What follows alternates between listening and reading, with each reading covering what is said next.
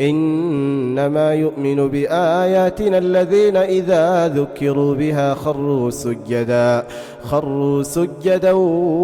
وسبحوا بحمد ربهم وهم لا يستكبرون تتجافى جنوبهم عن المضاجع يدعون ربهم خوفا وطمعا ومما رزقناهم ينفقون فلا تعلم نفس ما أخفي لهم من قرة أعين جزاء بما كانوا يعملون أفمن كان مؤمنا كمن كان فاسقا لا يستوون أما الذين آمنوا وعملوا الصالحات فلهم جنات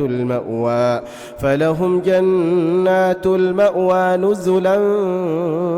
بما كانوا يعملون وأما الذين فسقوا فمأواهم النار كلما أرادوا أن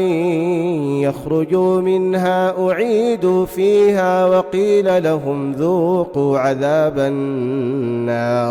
وقيل لهم ذوقوا عذاب النار الذي كنتم به تكذبون لنذيقنهم